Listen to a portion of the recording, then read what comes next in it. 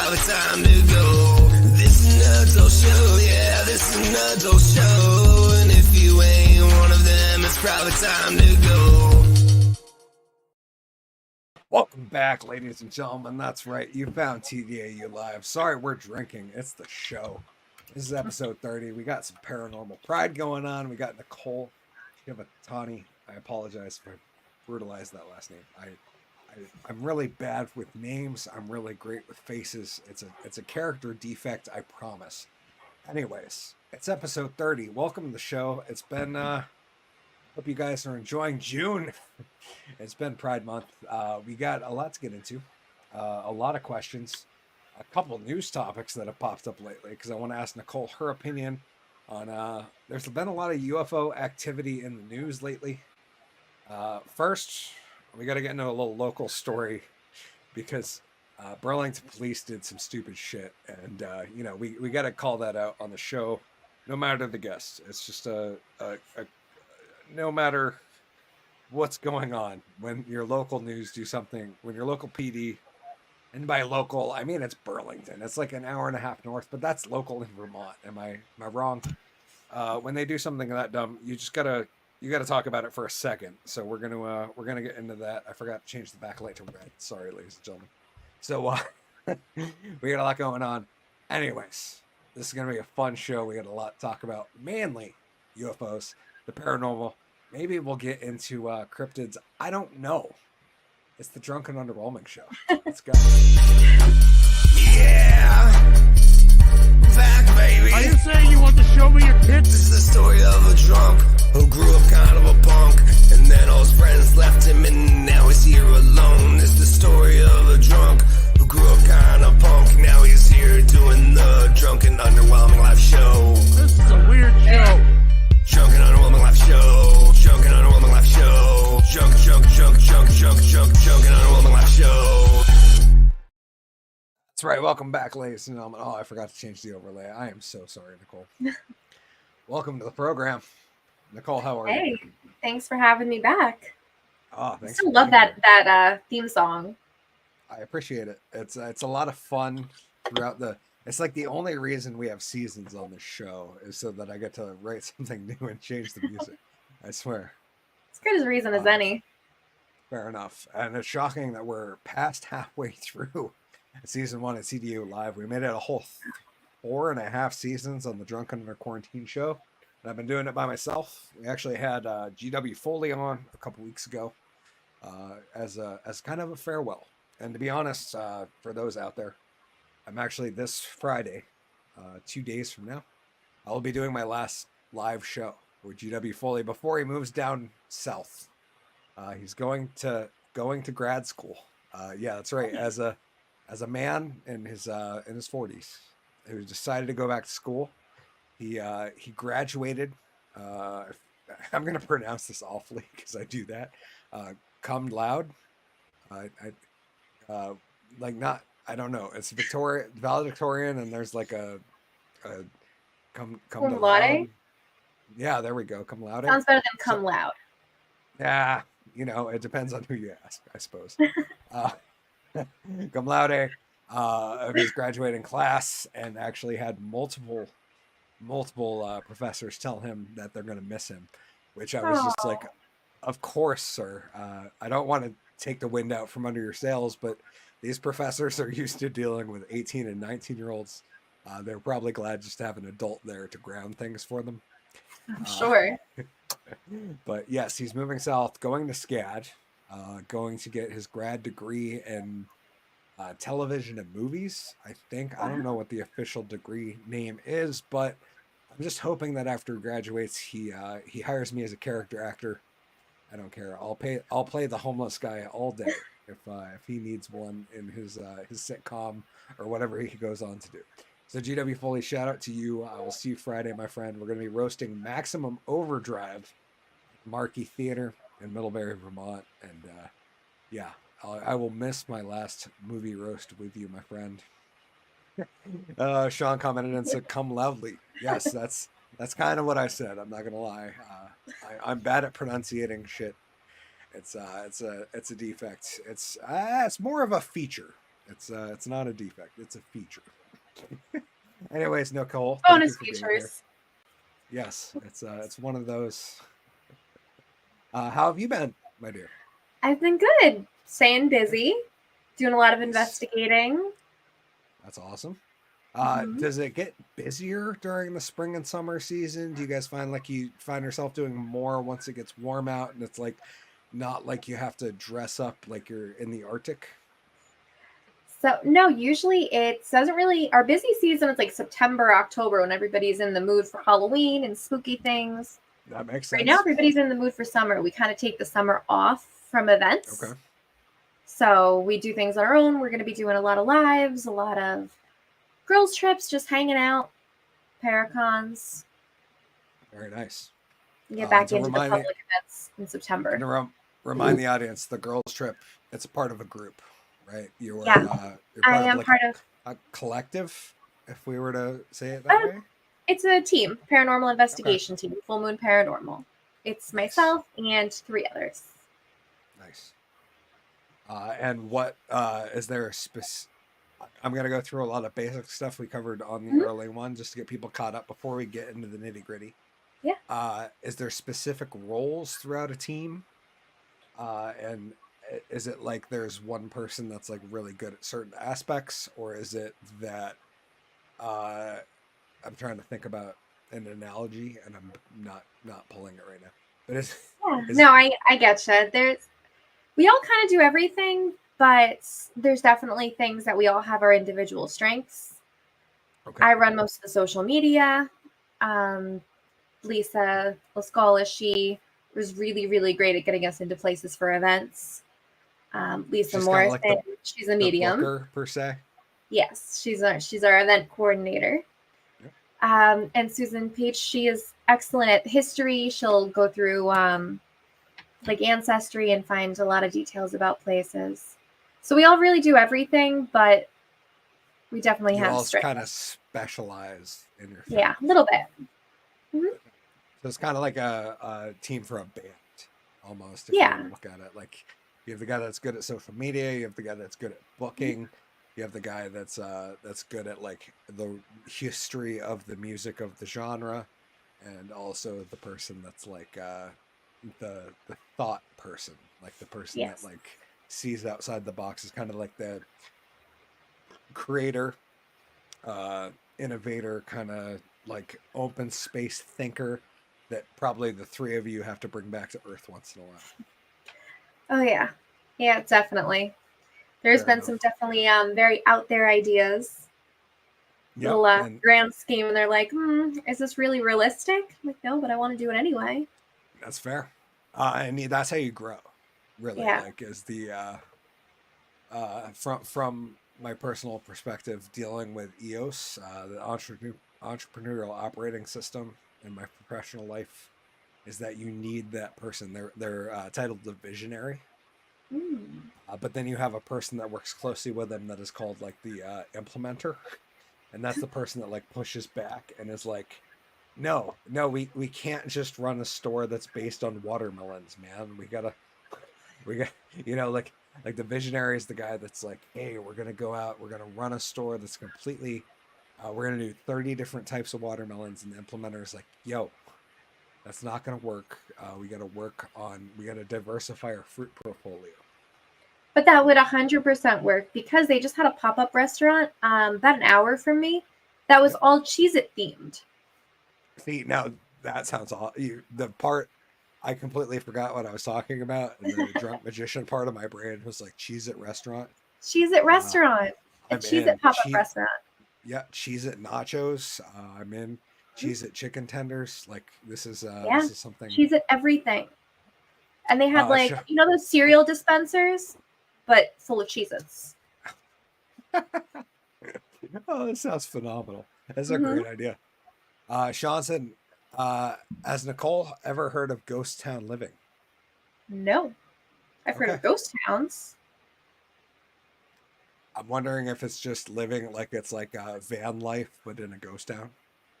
That'd be kind of cool. I don't know, Sean. Leave us a little more context so we can get into it in there. before we get into the paranormal stuff, I had to share this story because sometimes there's a local news story that I just can't help. And as amazing as this discussion is going to be, I just had to be like, this is one of the dumbest things that somebody has done near me in a long time. Here we go. From ABC News. Police apologize for quote-unquote mock shooting that left high school students terrified. Oh. The students were apparently unaware that a staged incident wasn't real. Yeah. Police in Burlington, Vermont have apologized after high school students were left terrified Wednesday by a quote-unquote mock shooting they did not know was staged. The drill, they call it, in which officers simulated a quote-unquote robbery scenario that included fake firearms, took place at the Burlington Police Department station as part of Burlington High School's year-end studies program focused on criminal justice, Burlington Police Department said in a statement. Police said they issued the statement after learning of an unspecified social media post, quote, made by a student who is not in attendance for the presentation, but who may have known someone who attended and was reportedly upset. In the statement, the BPT apologized to any students in attendance who were upset by the specific scenario, crime scene portion of the presentation, which they said involved 3 department personnel simulating a robbery scenario and was not directed at any students or faculty. Police also said they asked school officials as recently as May 23rd if they could stage the training drill, saying it would involve using fake firearms in a mock shooting. Do you think that sort of incident would be okay for your group of students? It's about as real life as you can get. It is certainly exactly the sort of thing we deal with most frequently, the BPT said, as they told the school program staff, according to the statement. So, yeah, unfortunately, what happened here was they were trying to prove the poorness of witness testimony, and they chose to do that by having a fake robbery involving firearms, and the students didn't know, and a bunch of them apparently hit the deck because they didn't know this was not a real thing happening in front of them. Which I don't blame them, because that should be anybody's reaction to a scenario like that. Is like, let me get down where people aren't going to shoot. And, But like with everything going on, they thought that was a good idea. Yeah, it shows you that the craziness is that this obviously went through multiple levels of authorization before nobody said this is a bad idea. Not one person. Sean commented back. He said, Brett bought a silver mining town once the population exceeded Los Angeles. Brett has 8 channels on YouTube called Ghost Town, or has 8 channel on YouTube called Ghost Town Living. He does a lot of collaborations with their channels. Oh, cool. I'll have to check it out. I'm not familiar, but we'll have to check it out and maybe reach out if he does a lot of Sounds really interesting. And thank you, Sean, for the heads up, my friend. Yeah. But yeah, it's one of those where I was like, hey, that's kind of, how did multiple people authorize that? Because it wasn't like the students were given a heads up, you know? It was just like one of those, like, we're just going to spring this on a bunch of kids who are already terrified because our media has been screaming that mass shootings happen every day. And they're already on their edge of the seat all the time. People are buying their kids like bulletproof backpacks. Yeah, which I'm not going to say is a bad idea. Yeah. Just in general, as a guy who likes to be prepared. The high school in my town does mock disaster, but it's a car accident. So they bring like a smushed up car and they have like the drama club acting out all these things, you know, basically to tell people not to drink and drive. Which I think is probably a very good idea, because the students know it's one of their peers. You know what I mean? So they're not like actually thinking, you know, it would be different if there was like a large crash outside and all the students ran out and there was just some guy screaming and it looked like his leg was hanging off. Like that would be, you know what I mean? That would be far more traumatizing. They announced this one and they let everybody know. They let parents know that it is a mock disaster. So there's going to be like emergency services at the school. Yeah. Like as a teen, I went through Fire Cadet Academy. So like they send you through a smokehouse but like you're very well prepared ahead of time. Like, hey, you're not actually entering a burning building, and you can exit at any time. And if you run out of oxygen, like we're gonna pull you out. You know what I mean? But it's not Yeah. like, hey, go throw on your gear. We're going to a fire call, and then you show up, and it's like this fake scene. You know what I mean? It's like it's You have very to have well some prepared ahead warning. of time. Yeah. Mm-hmm. This one, not quite linked to the paranormal, but I thought it was interesting because it almost makes reality seem a little paranormal. This is from MIT News. How light can vaporize water without the need for heat. The surprising photomolecular effect discovered by MIT researchers could affect calculations of climate change and may lead to improved desalination and drying processes. This is from April 23 from MIT. It's the most fundamental of processes: the evaporation of water from the surfaces of oceans and lakes, the burning off of fog in the morning sun, and the drying of briny ponds that leave solid salt behind. Evaporation is all around us, and humans have been observing it and making use of it for as long as we've existed. And yet it turns out we've been missing a major part of the picture all along. In a series of painstakingly precise experiments, a team of researchers at MIT has demonstrated that heat isn't alone in cause water evaporate. Light striking the water's surface when air and water meet can break the water molecules away and float them into the air, causing evaporation in the absence of any source of heat. Which, not to like read too far into this, is kind of mind-boggling because my entire life I've been taught that heat was the cause for evaporation, and it just kind of made sense as growing up in chef world that Yeah. when you boil water it evaporates. But And it like think about the water cycle. There's not always heat, right? no, that's fair. Sometimes it's just dryness. Yeah. Like if it's cold and dry, water still evaporates. Mm-hmm.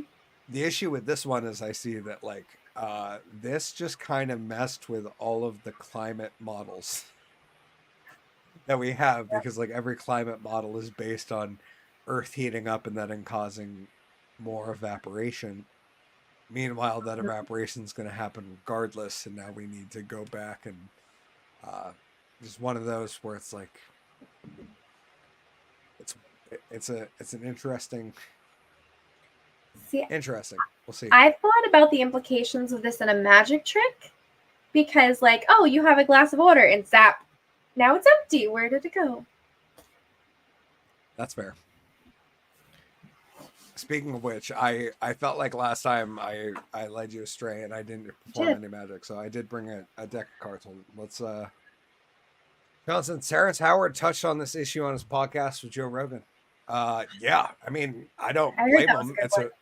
It's a very, very interesting, super interesting thought, because it's basically been all of our climate models have been based on heat causing evaporation, and that therefore melting stuff and decreasing the level of the ocean.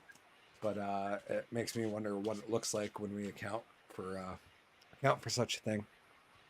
Let me just make sure I it's have definitely changing the way that people think about the water cycle and the climate, climate change. Yeah, no, it's one of those, like it makes you rethink stuff. You know what I mean? But then again, I suppose Al Gore's predictions being wrong made me rethink stuff too. Because I'm pretty sure Vermont was supposed to be underwater like 5 years ago. Nicole, that podcast with, I believe, interests you very Terrence much. Howard? Yeah, I have to watch it. I haven't watched it yet, but I've heard it was really interesting. Okay, let's do a little magic trick. Fairly normal deck of cards. Anyways, I'm gonna riffle through. Okay. Oh, right there. And you just say stop whenever you like, Nicole. Stop. Okay. Are you cool with that card? Mm-hmm. Okay. So how I like to do this on the show, in person, I'd have you sign this yourself, but obviously you can't do that right now. So I would love for you to, I'm not going to sign your name because that wouldn't be fair, because, well, I know your name. Mm-hmm. name something random or a random set of numbers, something like I wouldn't have guessed before the show. You know what I 11, mean? 11. Do you want me to write it out, or do you want me to like Just write the numbers. 11? Okay. Like 11, So, like, 11 numbers. Do you want me to put a dash in the middle? Yeah. I'm gonna make it kind of dark so that I can see it on this card because it's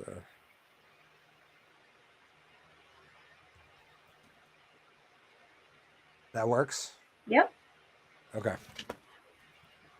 So I'm gonna take your card. I'm gonna shuffle it into the deck.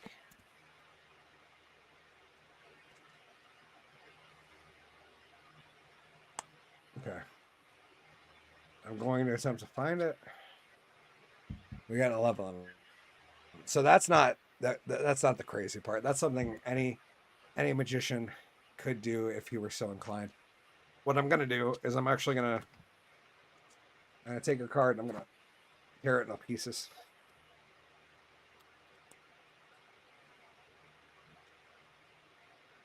Like that many. I'm going to put it inside an empty card case. And close it.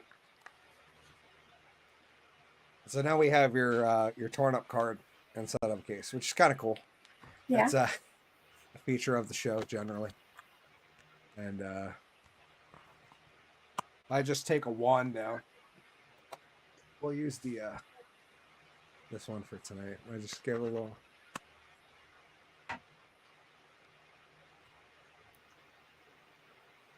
Oh shit. Well, you know, magic doesn't always work how you intend it, kids, and sometimes you have to do the empty case. The good news is that if you were a drunk magician like me, you'd have a backup. There's a card hanging right there. Mm-hmm. If you were to take it out.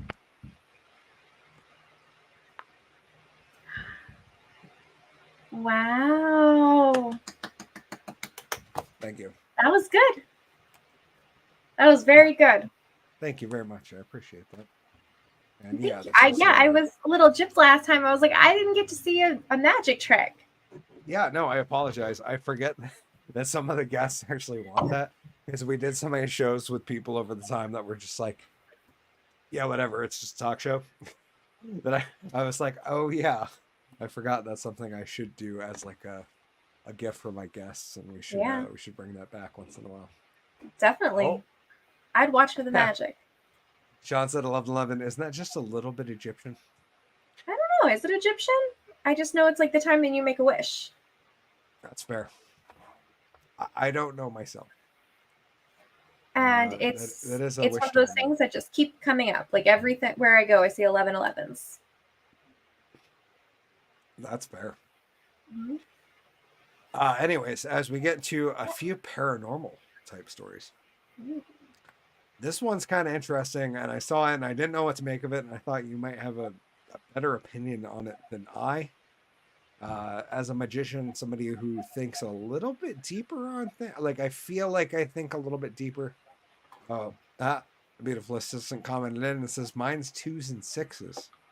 Yeah, two is the beautiful assistant's unlucky number. Uh-oh.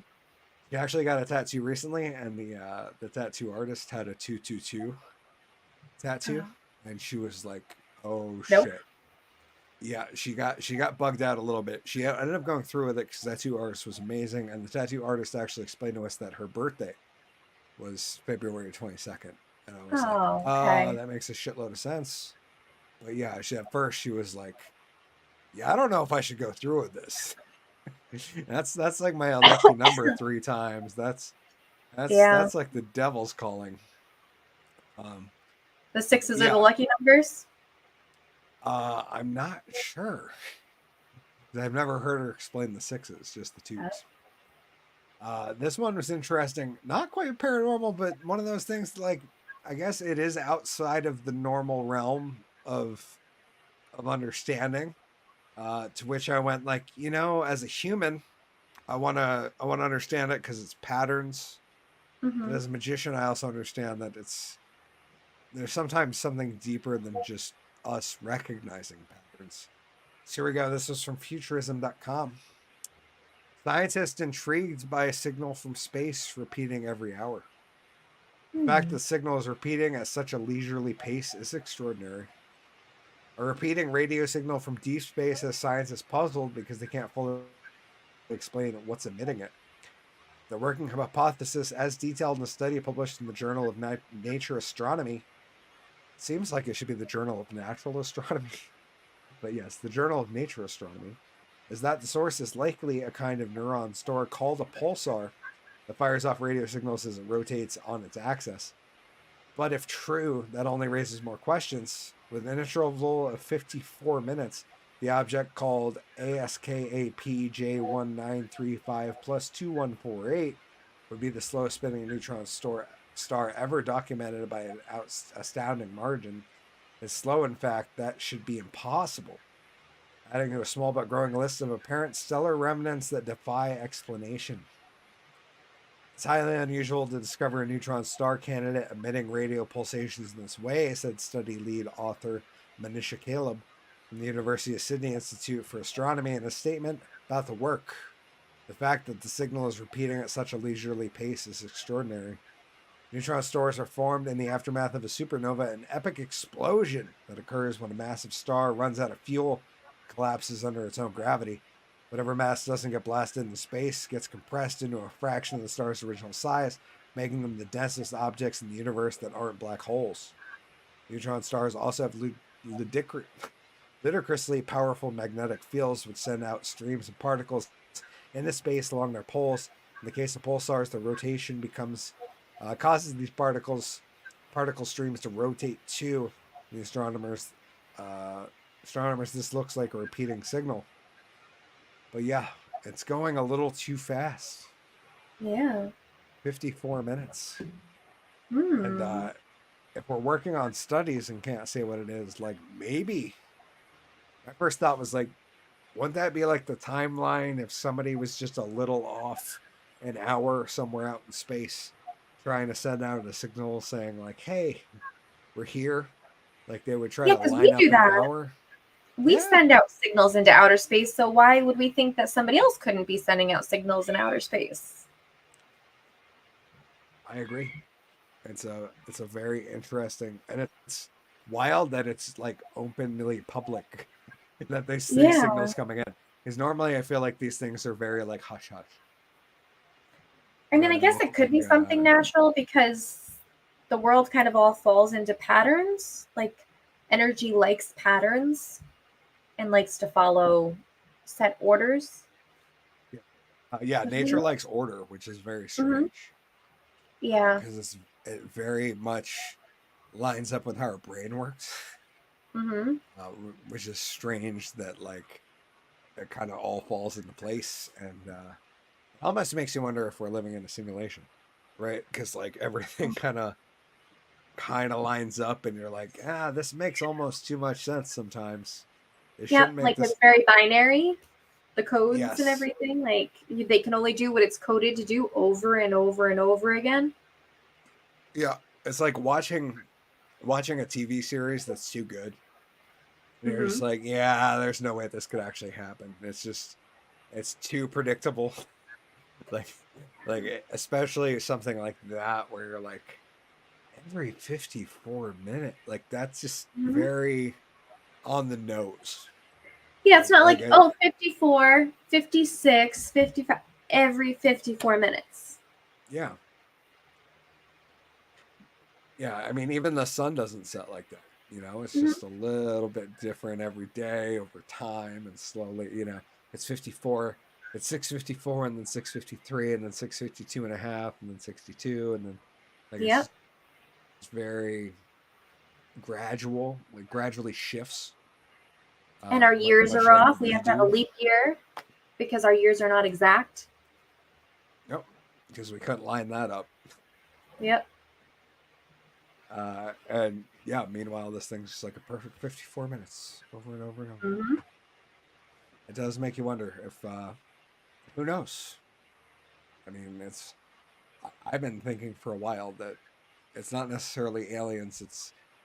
I've always been under the belief that if there is quote unquote aliens, as we call them colloquially, that it's probably a life form. It's a version of us that evolved above us and realized that the rest of us were dumb, and they kind of went into hiding.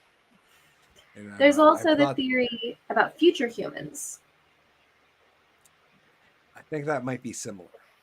Yeah. So the next evolution, like the theory was that Homo sapiens and Homo sapiens sapien and Homo erectus all kind of lived together at one point, and eventually the Homo sapiens sapien won.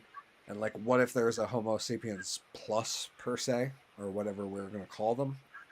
And they realized that the life form, the Homo sapiens sapien, which was us, was not going to do well, and they all were like, "Yeah, let's duck out of here and not share our super smart technology. We built these pyramids, we built this, we built that, we built Stonehenge, but these idiots are going to ruin it all. So let's go." My theory has always been that they didn't go into outer space; they went underwater, because they were like, you know what, these people are gonna. It's gonna take them 1,000,000 years before they can ever get deeper than we can, and they all went underwater. And that's my theory on why we see USOs, unidentified submersible objects. Yeah.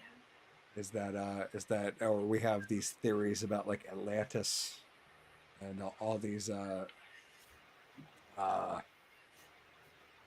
historical remnants of that, is that there might have been a species that was beyond our capability that said, yeah, we're going to duck out for a little while.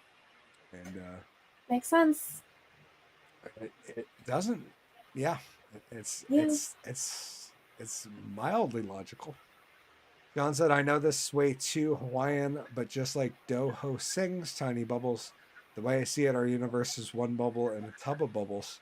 And of course, the bubbles within our bubble. Can you say bubble one more time? Bubble, bubble, bubble, bubble. Bubble. There's a lot of bubbles in that comment. Yeah, it's kind of like rabble, rabble. It just sounds like a bunch of people upset at their town meeting. I actually did that at a work meeting recently. People started groaning. I was like, rabble, rabble, rabble, rabble. Yeah, everybody shut up and paid attention. It was great. But it does make sense, like in the whole multiverse theory, because maybe it's somebody who's more advanced and they're just, popping in to check on the other dimensions or universes. That's very fair too. No, it could be a combination of the two, because the theory of the Homo sapien plus doesn't even account for like a multiverse. It just directly in what's happening at ours. It's more likely a species that was evolved beyond us that said, "Hey, these people are dumb," or not even these people, because they wouldn't have looked at us as people. They would have looked at themselves as people. They would have said, "Hey, these hairless apes are dumb. We're gonna duck out for a while." And we'll come check on it. It took us up until until 100 years ago before we were really like, hey, maybe there's life out there. And even then, we were too stupid to be like, maybe there's life down there. But if you look at like Renaissance paintings, if you look at cave paintings, people have been depicting UFO type objects for so long. Yeah.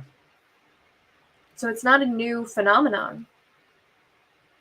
Sean said we had tails under the genetic alterations by higher spiritual beings. Well, thanks to them that we're not all walking around with tails. I mean, to be honest, there are still people born with tails, from what I know. Don't they usually get them removed? Yes, that's. I don't think people keep their tails. It's very common. I don't know what they call it. Human tail removal. It makes me wonder what they do with them. I don't know. Do they get to keep them in like a jar? I hope so. Like there's a tail museum somewhere. Mm-hmm. There's a museum, and I think is it Philadelphia, that has the museum full of like medical oddities. I don't know. That sounds like a circus type event, but I'd be into going if it were true. Yeah, they have Sounds like fun. like diseased organs and stuff, and they have conjoined twins in like a jar. It makes me sad that they didn't grow up. Yeah. That would be. But I think they were like stillborn, or they weren't fair. like alive, and then they decided to keep them in a jar. Yeah. It's the Mutter Museum in Philadelphia. The Mutter Museum. Okay, I'll pull it up. Mutter Museum. Have you ever seen the show Oddities? Like it was like an old. No. It was like a show about these two people that just ran this like shop that carried creepy stuff, and I loved it. Mutter Museum. That's cool. I'm gonna have to look at that. Welcome to the Mutter Museum. Upcoming events. Well, welcome. 35,000 specimens they have. Permanent exhibition. Let's check out Hurdle Skull collection. Let's check that out. Permanent exhibition. The Mutter Museum acquired this collection of 139 human skulls. Vietnamese novelist Joseph Hurdle. In 1874, Hurdle's work was an attempt to counter the claims of phrenologists who held the cranial features were evidence of intelligence and personality, that racial differences caused an anatomical difference. Hurdle's aim in the collection and studying the skulls was to show that cranial anatomy varied widely in the Caucasian population of Europe. Yeah, so interesting, but yeah, interesting. It's all kind of creepy. I wonder if that place is haunted, because how can you have that much stuff in it and not have some kind of something connected to it? Featured object, Michelle the Choking Doll. Yeah, that's a good one. Year is unknown. I mean, just look at that thing. There's no way there can't be some haunting there, right? That thing is creepy. I will say that doll is creepy. Like it looks like something out of a horror movie. Like if I was to try to design a mask for a modern day horror film, this is probably what it would look like. It would look like if I was designing the mask for a movie like The Strangers or something like that, where 3 people, all show up at someone's house in the middle of nowhere and try to kidnap them or whatever. Yeah, that's it. That's Sean had another one. A choking doll. Let's see what they got to say. Pioneering, God, I can't pronounce that one. Otolaryngologist. Chevalier Jackson, MD, 1865 to 1958, used this doll named Michel to demonstrate his non-surgical techniques for removing foreign objects from the throats of children. Jackson's longtime French assistant, Angel Paquanes, showed Michel, who simulates a small patient with a child-sized trachea and esophagus. Jackson also once demonstrated emergency tracheotomy on Michel, an event documented on home movie film. Her throat still shows the scars. So how big is this doll that they're like, this doll has to be decent size? Yeah, if it was to stimulate a human child, I don't know. That's even creepier. So there's this giant, weird looking doll. Sean's got one in the comments. He said, I've also been investigating the idea that our lives on this planet is merely a training realm. When you pass the test here, you can move on to the other side. If you fail the test, you come back again. I mean, that's not necessarily a bad theory, my friend. Yeah, I've heard that before, actually. He also said, have you ever seen a little girl hold a doll by the neck if the dog talk? I'm not entirely sure if the dog talk. Yeah, Jackson was world-renowned for his skill. World-renowned for his skill in the rapid use of endoscopic instruments to remove inhaled and swallowed foreign bodies without anesthesia. Greatly reduced the risks of the procedure. He combined his technical skill with a bedside manner that could keep distressed young patients calm. Jackson developed many specialized instruments and techniques for removing swallowed or inhaled objects and could extract safety pins, nails, broken glass, and other dangerous objects without injuring the patient. His advanced techniques also enabled him to perform surgery to repair damage, such as removing scar tissue from the accidental swallowing of caustic materials. Jackson wrote that his father's advice to educate the eyes and the fingers spurred him to a continuous effort in refining and improving the techniques of laryngenoscopy. A professor at medical schools, including the University of Pittsburgh, Jefferson Medical College, and Temple University, Jackson also sought to educate eyes and fingers of many medical students.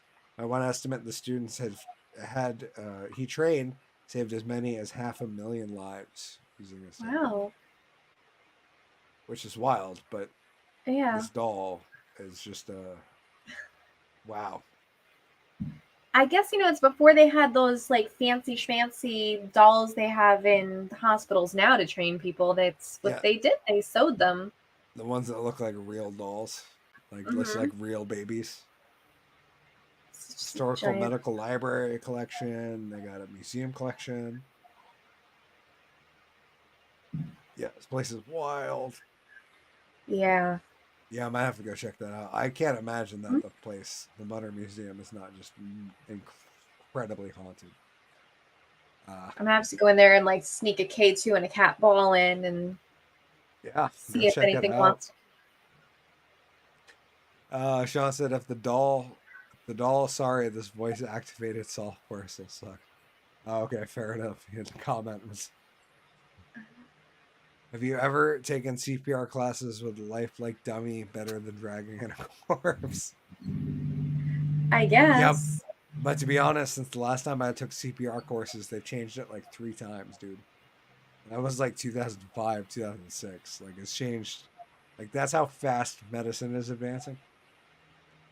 So it doesn't surprise me that like medical science from like the early 1900s looks creepy as hell. Yeah. Because like now you don't even have to like push air into somebody to do CPR. It's just like chest, like pushing, as opposed to like it used to be like you breathe for them and then you push. Mm-hmm. Yeah. And now it's like now you just have to do your compressions. Yep, that's what I was looking for. The compression only CPR. It's a bummer because I am certified. Nice. Yeah, I gotta go do that soon. I gotta go get CPR and defib certified soon. Which is kind of a bummer. Sorry, I was gonna say it's kind of a bummer in the state of Vermont because legally it requires you. Like you can get in legal trouble if you're like in a place where somebody needs it and you don't realize and you leave. So like I'm like it's also, as much as I think everybody should be, it's also kind of a pain in the ass. Mm-hmm. Because like you're always worried about like, what if I'm at like a big box store and somebody like 3 aisles over has an issue and I leave and the cameras see me and then like I'm on the hook because I didn't render medical aid to the person who needed it, even though I had no idea. What if you didn't know? Yeah, like it's not that I didn't want to, because I would like to think that in that situation I would render aid to anybody who needed it. But on the flip side, like there's legal liability now too. The other situation was like, what if you drive by a car on the side of the road and it looks like somebody's sleeping and they're not? I'm like, so if I get certified, do I have to like stop by and knock on everybody's window if I see a car to pull off with somebody resting in it? Like, is that a... Are you good? Do you need CPR? Like, no, I'm just on drugs. Like, oh no, you just need some Narcan. Sorry, I don't have that. Like, see, New York is crazy because I know a guy who did CPR on someone and then she turned around and sued him for breaking her rib. Yep, no, that's I've heard about stuff like that. Yep. On the flip side, yeah, like versus Vermont, where if I don't break your ribs, your family can sue me for not saving you three aisles over when I didn't know anything happened. Damned if you do, damned if you don't. Sean, Only the government's allowed to watch somebody die in front of them and do nothing. Yeah, that's fair. Only Mhm. they're given that right. Oh yeah. Uh, Before they had those creepy dolls, like doctors would have to go into cemeteries and dig up bodies to practice on. So I guess that's a better option. that's fair. So more creepy dolls got us to Mhm. the point where we got fresh cadavers, and that's Yeah. at Not least grave robbed. they don't smell quite as bad anymore. If you had to practice CPR Then on we one of got those, sitting there for a week, ugh, no thanks. that's why we have patchouli. Which is what I think of every time I smell patchouli. So I'm just like, this person smells like they've been working in a funeral home. Those poor people. Yeah. Yeah. Have you You're ever probably used to it. investigated one of those?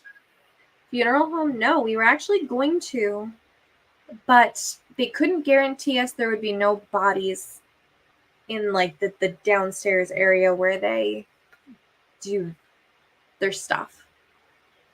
And out of respect, Okay. for families, we couldn't investigate if there was bodies in there. Understood. Like they couldn't ensure there wasn't bodies like out on tables or like in the coolers. Yeah. Either. Both. Oh, okay. Both. But we have investigated former funeral homes. One of the places, which makes sense. one of the places we go kind of often has the embalming sink still in the basement. It's now an art school. That's wild. So they're just down there like washing their brushes in an embalming sink. So sorry, it was an art school. Yeah. I guess that is kind of like an art stream, right? Like pain creates the best art. So you like go to the place where there's like a lot of emotional pain. It helps you like draw from within. Yeah. You would never know that it was a funeral home, though. Even though the funeral director is said to have mysteriously disappeared. No one knows what happened to him. Magic. He just vanished into the night. Yeah. The funeral home just closed. Nobody heard from him. But, this was pre-social media and cell phones, so if you didn't want to be found, you wouldn't be found. His greatest trick of all was his retirement.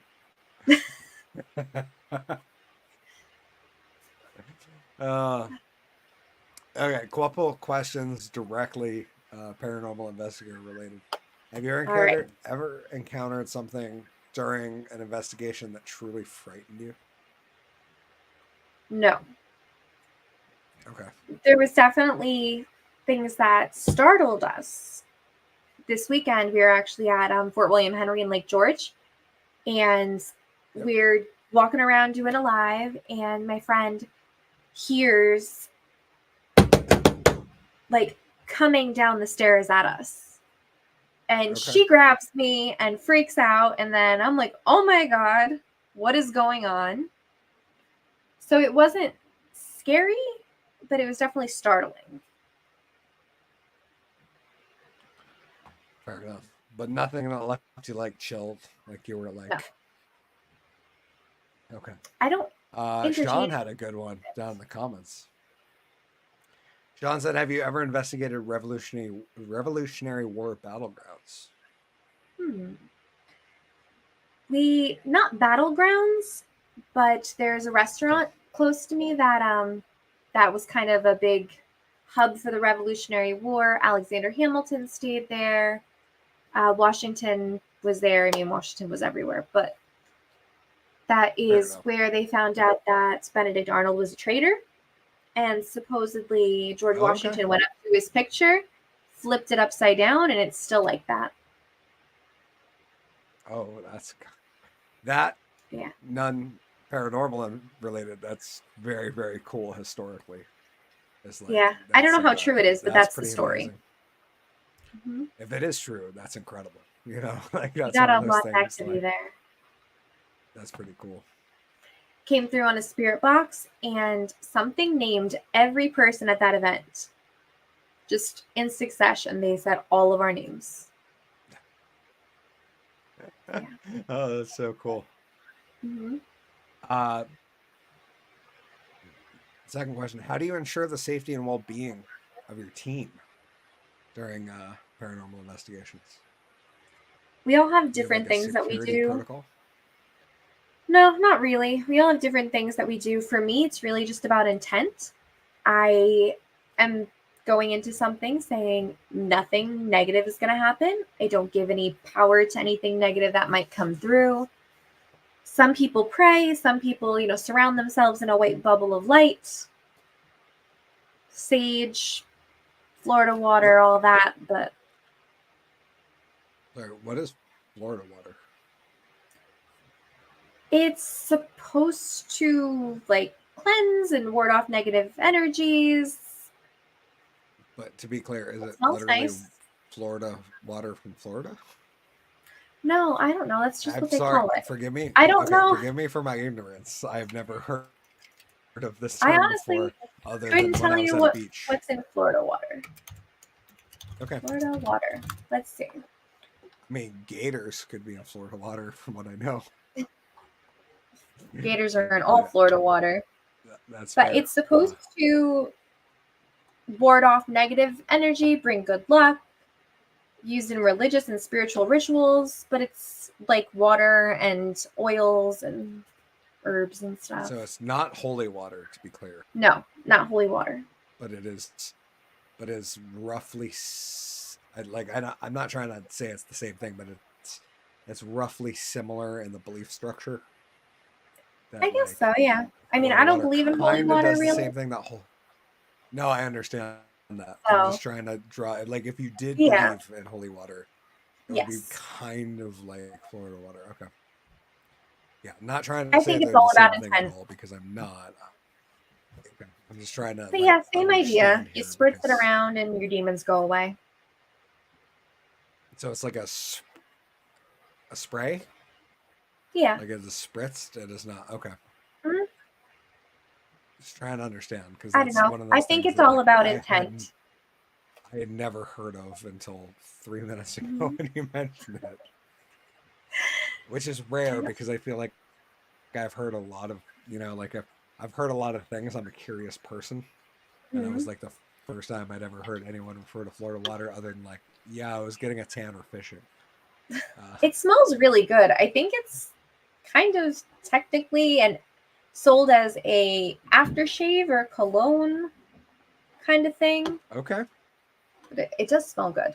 I'll have to look at it. I'll have to look it up. I saw it at Walmart. See if the beautiful assistant agrees and says it smells well. What are some common misconceptions about paranormal investigation that you'd like to address? Ooh. Is there anything Big you'd one like to- is that it's like you see on TV. You were going out sometimes It's the and sitting best. there hours and hours It's like and getting nothing. it's like a duck hunt. Like the part Mhm. of the duck hunt that you see is the 30 seconds where they see the duck, shoot it, and gather it, as opposed to the 4 hours Yep. they sent out there just waiting and being bored. Yep. We tell everybody before one of our public events, like, this is not like what you see on TV. If you get one thing happen, then you're pretty lucky because sometimes nothing happens. But when it does, it's pretty incredible. Sean said, I'm 54 years old and dating a paranormal investigator. This is my first time hearing about Florida water. Oh, sorry. Look I it said up. dated, not dating. Yeah, I'll have to look it up. It might be a nice Yeah. scent. The drunk magician might do well with some Florida water. He has been accused of being adjacent with Florida man before. Ah. I would say. I mean, don't get me wrong. Vermont man is like borderline as insane as Florida man. The stories just don't pop up as much because they've got like 10 times the populace that we do. But there's been some crazy Vermont man stories that we've covered on the show that have put Florida man to shame. I'm not gonna lie. Oh, boy. Like Maybe that's long how police- Florida water started. that Maybe could be. some like crazy Florida man just started spraying like this cologne everywhere and just noticed that it repelled demons and negative energy. Most likely he sprayed it everywhere and then shot a flaming crossbow somewhere and it lit himself on fire. And it cleansed him of his demons. So Yep. Or Sean said he did all I that, but the Florida water is the only thing that protected him. He didn't get set on fire, so it's lucky. Sean said I can send you a spritzer of Henry water if you know what I mean. Yeah. Hickory water would smell just like hops and THC. That's it would be a very skunky water, if you know what I mean. So before we get into the last one, have you ever investigated anything like UFO related? So I live right next to Pine Bush, and Pine Bush is like UFO capital of the East Coast. Okay, I didn't know that. Yeah, it's really big. Like there's crazy amounts of sightings there. They just had their UFO festival like 2 weeks ago. New York has all the best festivals. Like they have the Sasquatch Festival in Whitehall. Yeah, in Whitehall. Yeah, Whitehall. I didn't know that there was Pine Bush. I didn't know they had a UFO festival. They did. That must be the whole town like goes crazy. Yeah, there's like UFOs and aliens and people dressed up in costumes. They have like an alien prom. Dude. They have UFO museum.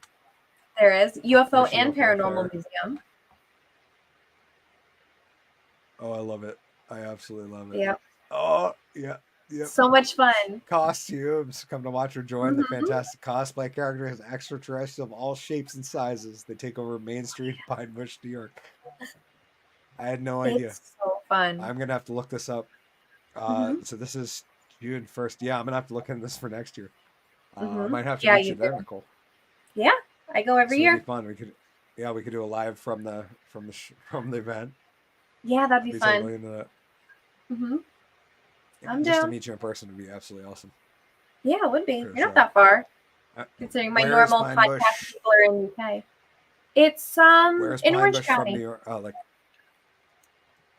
It's like 2 hours up from the city. Other than like Glens Falls, Albany, and New York City, I'm lost. Can you give me directions? Okay, like you have New York City and you have Albany and then you have Pine Bush. Is it in between or is it like more up? It's like in between Albany and the city. I am like an hour from this hour and a half from the city and an hour from Albany. Oh, okay, so that's not too bad. No, it's like smack dab in the middle. Like we go to Albany for concerts every once in a while because I don't know if you know. Unfortunately, this is a side tangent that's not related to anything. Unfortunately, there used to be a venue called Upstate Concert Hall. It used to be Northern Lights, and then it became Upstate Concert Hall, and then it's become Empire Live. And under the management of Empire Live, they closed. It used to be in Clifton Park, and now it's like in Albany proper, which sucks because when it was in Clifton Park, it was in a strip mall. So you used to be able to like park your car and tailgate a little and hang out, and we saw fucking tons of shows there because it was like the best part about Clifton Park. The concert venue in Clifton Park was it was in a strip mall, and so we go to see all the bands that we would have seen like in Boston at what was it, House of Blues, which used to be the Avalon. We go see bands there, used to go see bands there, but you have to drive 2 hours and then you have to take a train into the city or find parking for $50 and it's a pain in the ass. Or we could go to Clifton Park and it was like you park in a strip mall, you could like break out a grill and tailgate and hang out with people and then go see an awesome show. And we saw Guar and Yellowcard and Newfound Glory and like Hanson and all these awesome bands there. And now they've moved into Albany proper, which kind of sucks because now we're back to the point where like we got to drive to Albany proper and then find parking. Yeah. Which isn't as bad as driving into Boston and finding parking, to be fair. Yeah. But it still sucks. But okay. No, I would be totally willing. Yeah.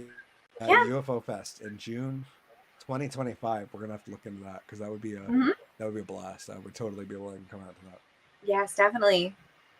I'll show you around Pine Bush. You go to the Yeah. UFO museum.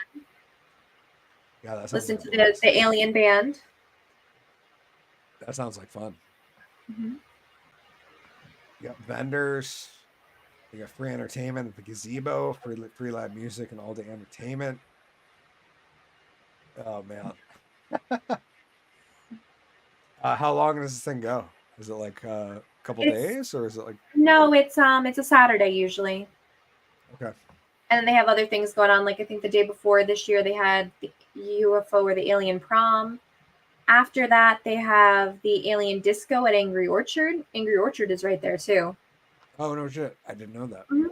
Yep, with their big tree Very, house and everything. yeah, very familiar with Angry Orchard Hmm. because we as Vermonters we have a couple cideries ourselves. Mostly Citizen. God, there's got to be like two others too that I can't name because I'm not a cider person myself.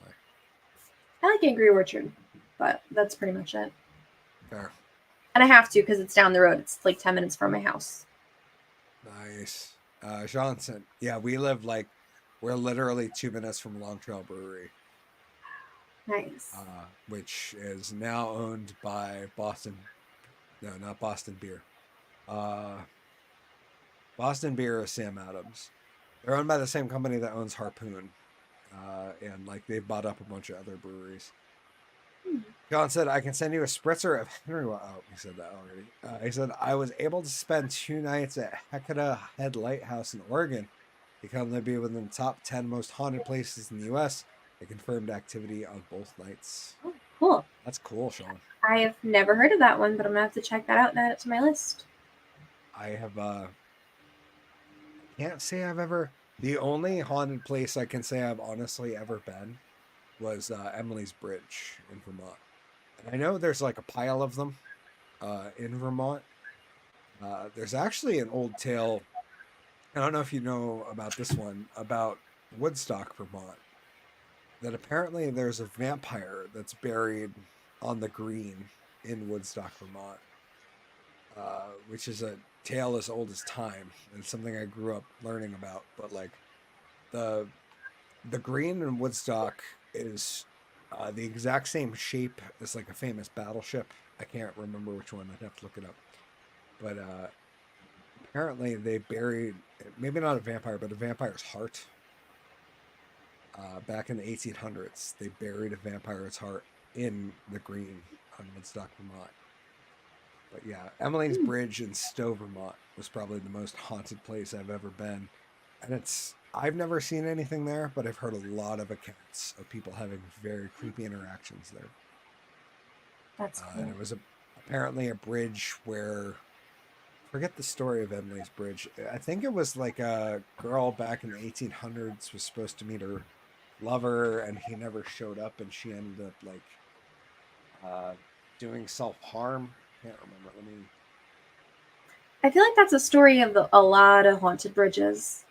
And then you get one of those like hitchhiking ghosts that stand out in the middle of the road, and supposedly you drive up and It's the they jump in your Goldbrook car. Covered Bridge, also known as Stowe Bridge or Emily's Bridge, is a small wooden covered bridge in the town of Stowe, Lambertville County, Vermont, carrying covered bridge road over Goldbrook. Built in 1844, it's the only 19th century covered bridge in the state, using wooden howe trusses and carrying a public roadway. It was added at the National Register of Historic Places in 1974. Television, yeah. Goldbrook Covered Bridge was featured as one of the haunted locations in the Paranormal TV series Most Terrifying Places in America, episode titled Cursed Towns, which aired on Travel Channel in 2018. It told the legend of Emily, a teenage bride-to-be who was from a poor family. Said by locals in the 1850s, she fell in love with a young man from a rich family, but his parents refused the wedding. He told her to wait on the bridge for him at midnight, but when he didn't show up, she was so distraught that she jumped from the bridge into the brook below and died.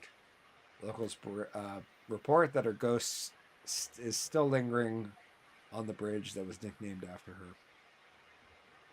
What if he was just a little late? which like now the side of the bridge is covered. I feel like that. Yeah. I don't remember it being covered when I visited. There's also a tag down here, just to be clear. Because why wouldn't you, right? Like it's in the Yeah. middle of nowhere. Why wouldn't you just get a little graffiti going on? Why not?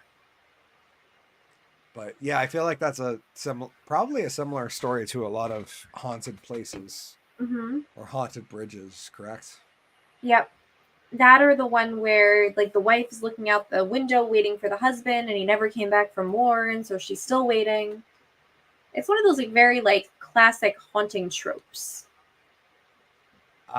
Before we get out of here, I wanted to ask you about a couple, speaking of classic haunting tropes or paranormal stuff, about a couple movie series / TV stuff.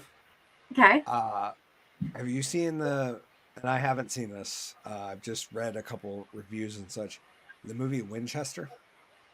I have not. Okay. Apparently the movie Winchester is about, and it seems kind of, for lack of a better term, propaganda-y. But it's about the wife of, I forget what the gentleman's name was. Last name was Winchester, like the guy who developed the firearm brand Winchester. Yeah, so it's And about the she's Winchester Mystery House, right? Okay, yeah, and she's haunted by all the people of the guns that he created. That's like a real That's a thing? real place. Yeah, it's a real Okay, place.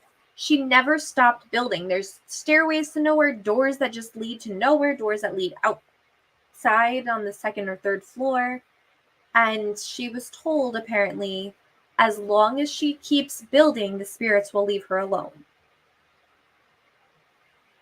that is crazy. And you can go visit this Wild. place. So that is a real, so that A is a real real, thing. yeah, it's called the Winchester Mystery House.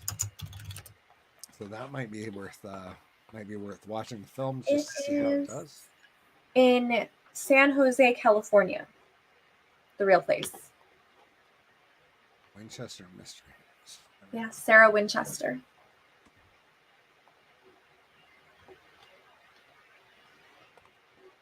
You know, if bloodydisgusting.com has a photo of it, it's probably worth looking into.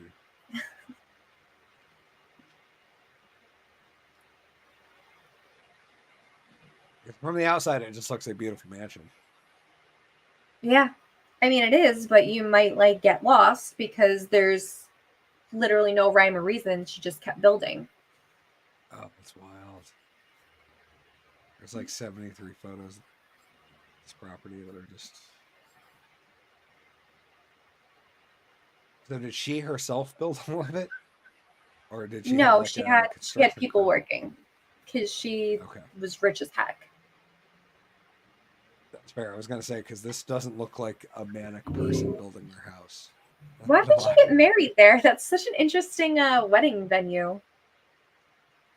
Oh, where is that Hey, one? this old lady might have been crazy. Let's get married at her house. Just mind-bogglingly huge and beautiful. There's 110 rooms, 44 staircases, and 10,000 windows. So that place is like this one huge. puts it in perspective. Like that is Yeah. friggin' a massive sprawling. Talk Because about urban think sprawl. about like her whole life, she never stopped building and never stopped adding on to this place.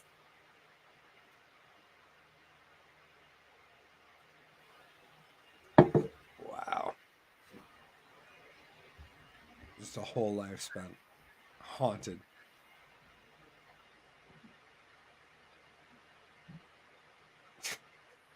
Oh, it's mind-boggling. Okay, well, so next, more fantasy like.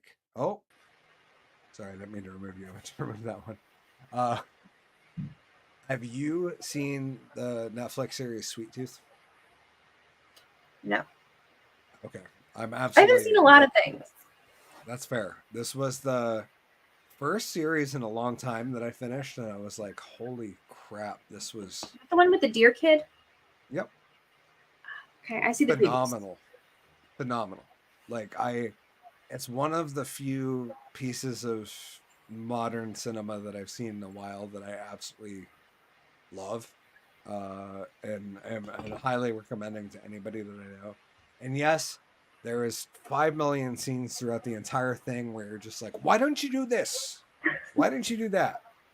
But overall, as a story, it's beautifully told. It was beautifully created, and it wraps in a lot of interesting paranormal, like unexplainable stuff, but it makes sense in the context of the story and throughout in the universe that they live in, and it almost makes you come back to it and be like, huh, like I wonder if something like that could actually happen in real life, because it's not real life per se, but it's close enough that you're like, with the way humans act and the way that people do stuff and like how greedy we are and how we're just always looking for like the next thing.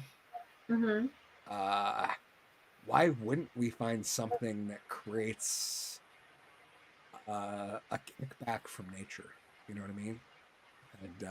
And that maybe what we don't know, aka the paranormal, isn't necessarily an apparition or a ghost or something interdimensional, but maybe it's just like quote unquote Mother Nature putting the boot in our face, per se, and saying like, you know what? You guys fucked around, and now you're gonna find out. Like, this is what happens, which is like what a lot of people want to say about climate change, or pollution, or how we treat wildlife, etc. But I'm saying like a real honest, not just like I'm gonna make you feel bad pushback, but like or like I'm like gonna kick your ass kind of pushback. Or like, oh, you guys might kill yourselves off in the next couple hundred years pushback, but like an honest, like, yeah, I'm gonna wipe half of you out in the next year type pushback. And it's not like a man-made thing. It's not anything like that. It's like an honest, just it's Mother Nature. I'm saying that for lack of a better word. I mean, it could be God, it could be a higher spirit, it could be whatever, but it's same thing depending on who you ask. Yeah, it's kind of the earth we live in, or the world that we live in, saying y'all have stepped too far on this one. It's like the ultimate "don't tread on me." Yeah, you know what I mean? Pushback. Well, there is a mass extinction event like every so often, like a cycle, like another thing with the patterns. Yeah, so it could that be is very true. Mm-hmm. But yeah, I would recommend that one, and not to like prop up a Netflix show by any means, but this was like the first series that we finished, and the wife and I both looked at each other. I mean, I cried like 20 minutes last night, and I don't say that lightly, because this wasn't one of those like, and I do that every once in a while. Like, the wife watches a lot of those like stupid firefighter shows that are like specifically like, was it Station 19 and 911 and all these stupid dramatic Grey's Anatomy spin-off type shows that are Did just she get you with Grey's Anatomy? I mean, I Grey's watched Anatomy will make you cry. To be honest, we watched a lot of it, but as soon as the quote-unquote heavy petting died down, I was like, yeah, like we can move on to something else. And then they kicked up Station 19. To be honest, like the last two episodes ago, we watched that. I was like, wow, that was hotter than a Grey's Anatomy episode, actually. And Grey's Anatomy used to be a lot better. It used to be a lot steamier, per se. Yeah, like with it used to have and McSteamy. Yep, it used to have a lot of hot single residents. Just like there was a lot more scenes of person to person emotion, as opposed like professional to professional, as opposed to resident to patient type emotions, which was like more what the show is about, I thought. Yeah, but you can only keep that going for so long, because eventually the will they won't they kind of thing, they have to end it. That is fair. They can only kill off so many characters and bring in so many new ones. You could you can't keep 20 seasons of people going of will they get together, won't they? People are going to get bored. So you had to like marry them all off and have kids, and grow up. Yeah, and then I started Station 19, which is the reboot with the firefighter series with the guy that's married to the head person. And yeah, I honestly, the last episode of that I watched, I was just like, is this a TV show or is this propaganda? I'm not sure. Like the entire episode was like just like, oh my god, we were sneaking illegally across the border and this kid cut himself on razor wire and now we're all panicked, and I'm just like, okay. And They've gotten very like the that in the kicker show. for me was when the lady was like, oh my god, this is exactly what the residents of Martha's Vineyard did. They all took him into their house, and I was just like, no, no, no, no. The residents of Martha's Vineyard were all racist as shit and said, "Oh my God, there's brown people without leaf blowers. Get them the fuck out of here." like, like that is not what happened at all. I don't want to paint them in a bad light because I do enjoy vacationing there. But like that is not at all what happened exactly. But it was just like one of those where I was like, is this what, like, did she just say what normal people believe, or have I read too far into it and I just don't believe the system anymore? I don't know. But sorry to get in the weeds there. But yeah, overall, Sweet Tooth, absolutely endorse. It was the first series we've seen in a while that like came together perfectly, and you could tell that it was written from the perspective it was going to be 3 seasons, and that was it. You know what I mean? Like they wrote all 3 seasons together, and like they knew it was going to end there, and it was just like perfectly structured. Like every season was its own act, and yeah, I would definitely give it a check out if I were you. Not that it's gonna. Not that it's particularly paranormal, but it's very interesting, cool, innovative. It's heartwarming. It's touching. It's kind of scary. It's a great story about a friendship between unlikely folks. And at the end, to be honest, yeah, watching the season finale last night, I cried for like 20 minutes. And I don't say all right. that I'm always looking for new things to watch, so I'll have to check it out. That's fair. Sean said, F your green card. No blower, no go. He also said, don't smoke the grass you grow.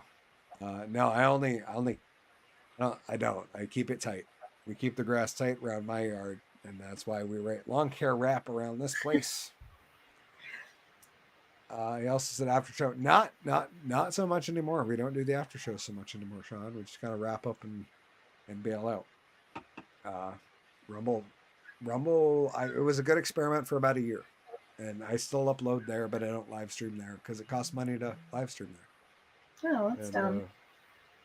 Yeah, which is unfortunate. I have to check it out because, I mean, to be honest, Rumble now has their own live stream studio, which might be worth looking into. But now at this part, I'm so comfy with StreamYard that I have a hard time, like, it's one of those comfortability things where I'm like, I'm so used to StreamYard now that I don't necessarily want to leave it just because I'm comfortable and I have like StreamYard's a good platform. Here, and it's good for like the collab features, nice, and obviously that's how we met.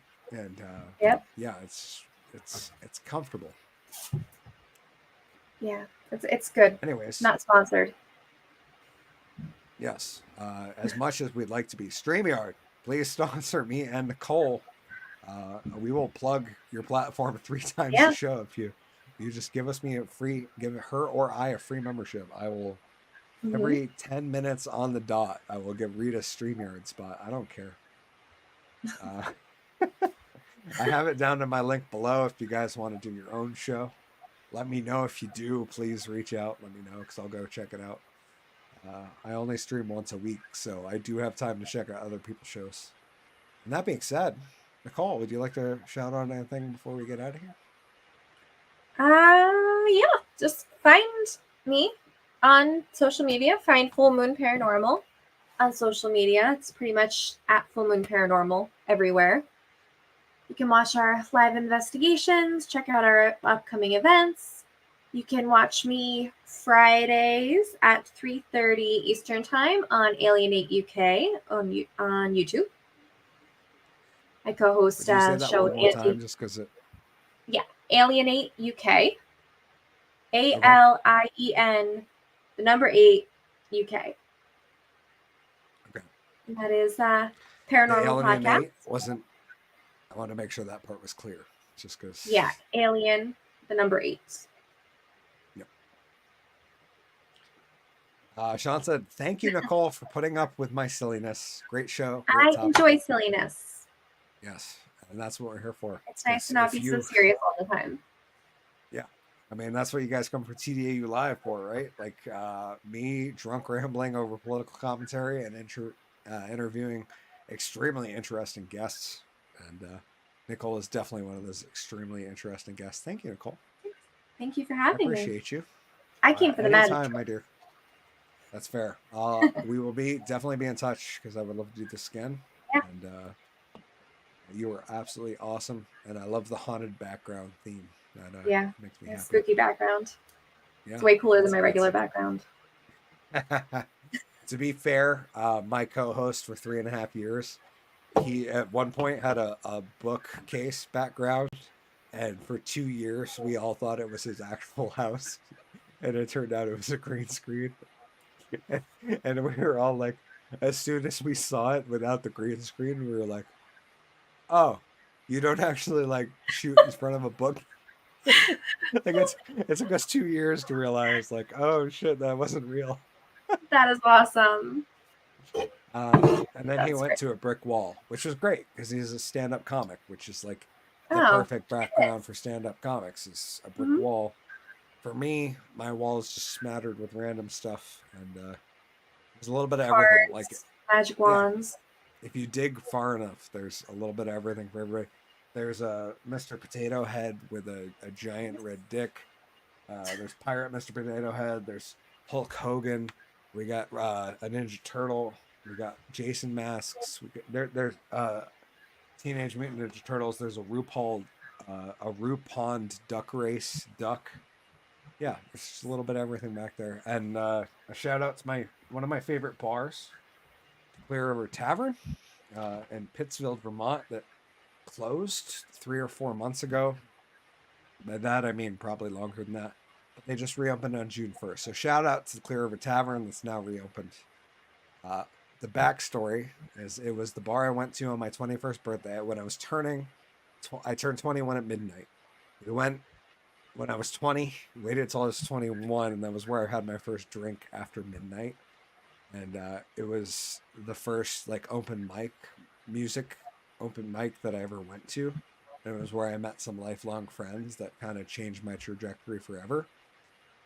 And on my 36th birthday, we went back there, and it was kind of surreal going back like 15 years later and performing. And we actually performed one of the exact same songs that we performed on my 21st birthday.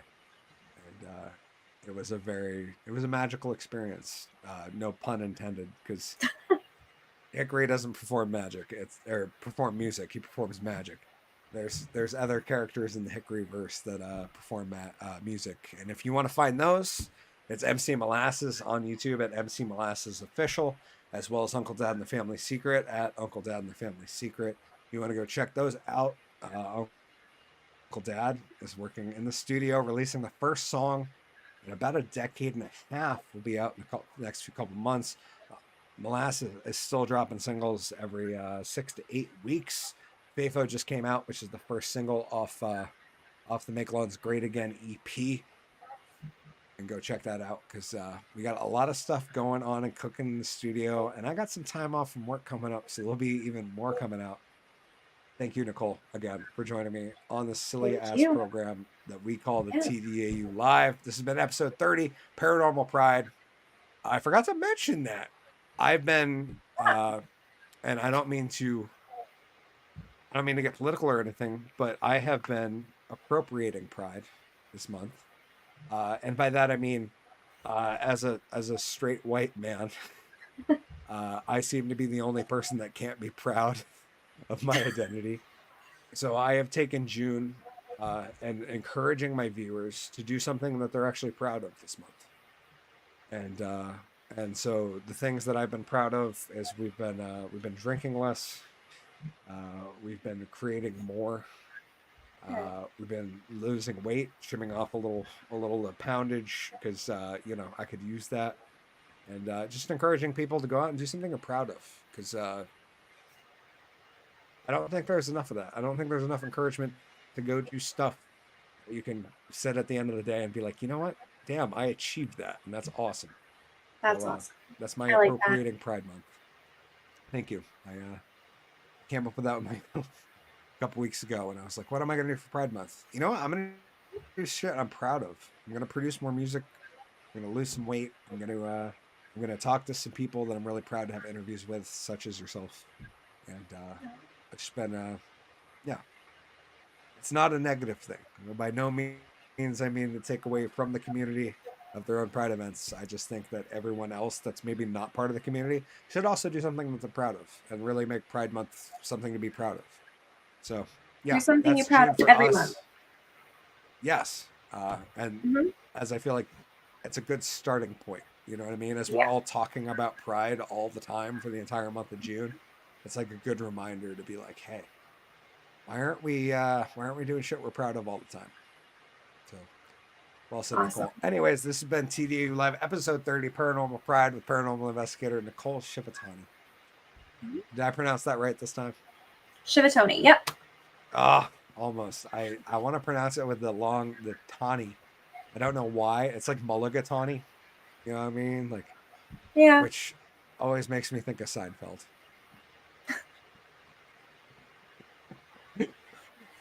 Soup Nazi. As I rewatched that series, all I could think was, damn, he was only in one episode. I expected him to have like a whole half series run. A Spooky Adventure Inc. said, definitely interesting, great show. Thank you for showing up. And Sean said, lastly, I'm currently taking care of 12 elder person's lawn for super cheap, like free. Sean, Wow. thank you. That's awesome. Shout out to you, my friend. Make lawns great again. That's right. And we will see you That guys is in the the next best one. EP Until title. The greatest EP title. It'll be out soon. Yep. Till then, Drunk Magician out. Signing out for Nicole. Cheers. Stay safe, stay drunk, stay underwhelming. Most importantly, in these trying times, stay sane. Try not to kill your Try not to kill your family, and remember, do something you're proud of. Cheers. Above all else, I just want to say thank you. Have a beautiful night. Drunk Magician out. Cheers. Now let's get the credits. Thank you all for being here. I appreciate the help.